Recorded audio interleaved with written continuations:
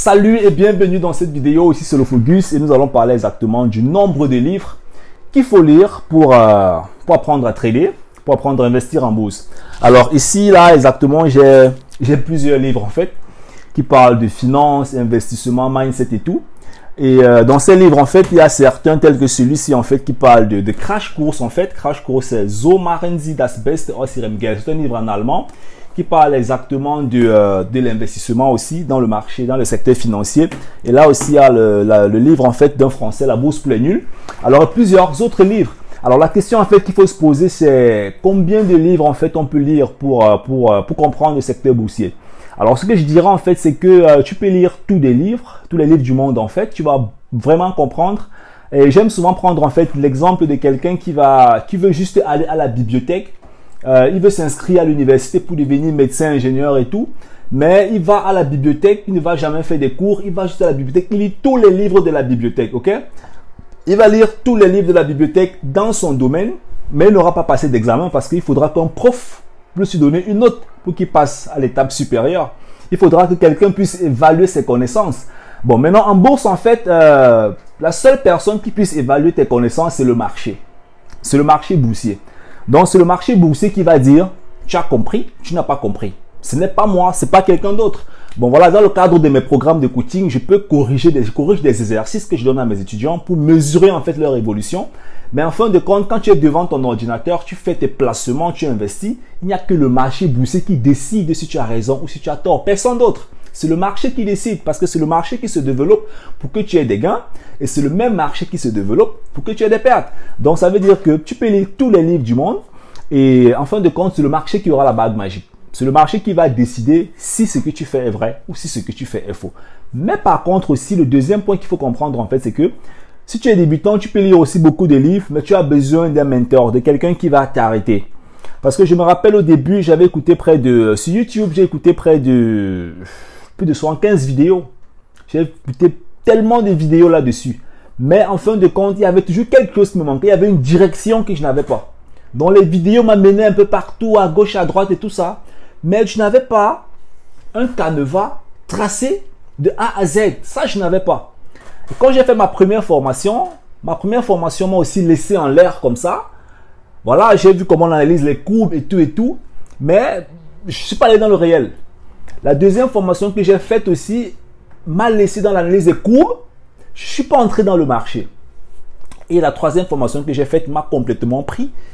Où j'étais, ça m'a amené dans le marché boursier. Et me montrant en fait comment faire mes transactions pour ne plus perdre de l'argent ou bien pour minimiser mes pertes. Bon, ne pas perdre de l'argent, c'est impossible. Mais comment faire mes transactions pour que je puisse exactement respecter tout ce que j'ai appris. Parce que dans tous ces livres, en fait, c'est de la théorie.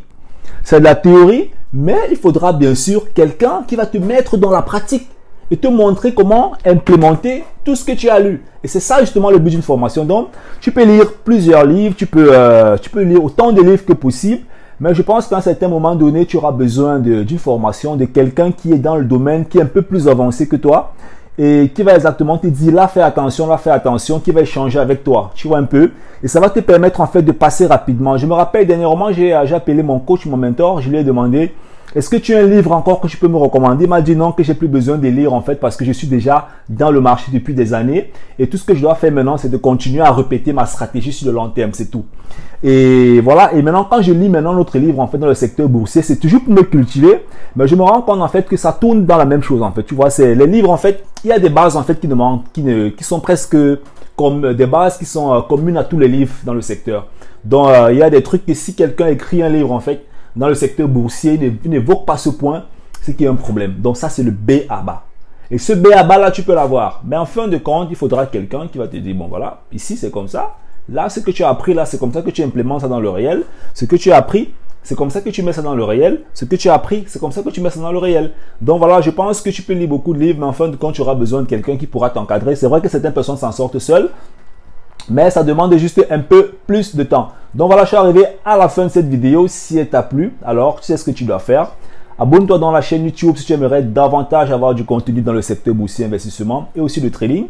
Et le deuxième point, c'est d'activer la cloche de notification pour ne plus manquer mes prochaines vidéos. Si tu as des questions, dans la barre de description, alors quels sont les livres en fait que tu as déjà lus dans le secteur boursier? Est-ce que tu as commencé par des lectures? Est-ce que tu penses qu'il faut lire ou alors qu'il faut se former? Laisse-moi bien sûr tes commentaires dans la barre de description. C'était le Focus en ensemble. Bye bye.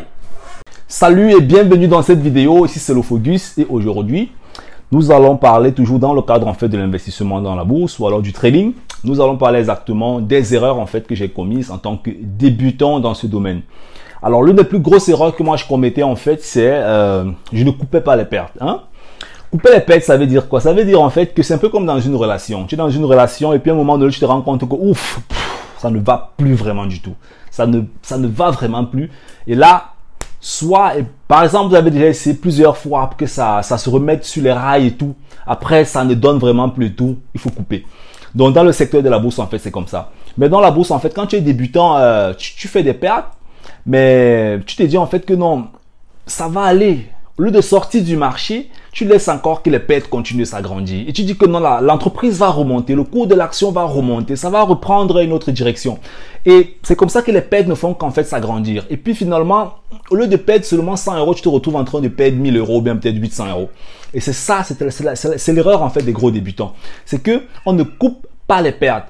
Couper les pertes en fait, ça veut dire quoi? Ça veut dire que tu entres dans le marché, et si ça ne fonctionne pas, tu perds exactement le montant que tu t'es promis de perdre. C'est la raison pour laquelle je dis toujours à mes étudiants, c'est 1%. Et dans les différentes formations que j'ai apprises, on m'a dit, OK, c'est maximum 1%. Ça veut dire que si tu as un capital de 4000 euros, les pertes maximales, c'est 1%, 40 euros. Là, tu coupes les pertes.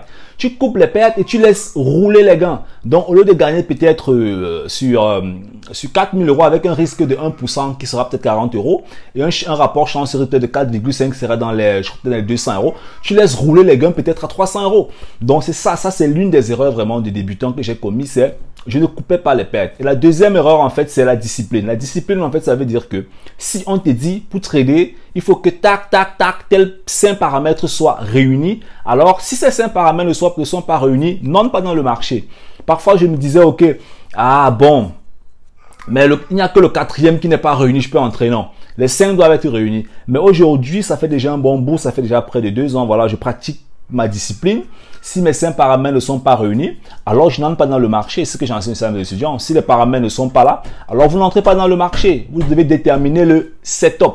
Donc voilà, je suis arrivé à la fin de cette vidéo. Si elle t'a plu, n'hésite pas bien sûr à t'abonner, activer la cloche de notification et me laisser un pouce en l'air. Si tu es débutant dans le secteur du trading, alors laisse-moi bien sûr dans les commentaires quelles sont les erreurs que toi aussi tu as commises et comment est-ce que tu as fait pour les corriger. C'était le Focus en ensemble. Bye bye.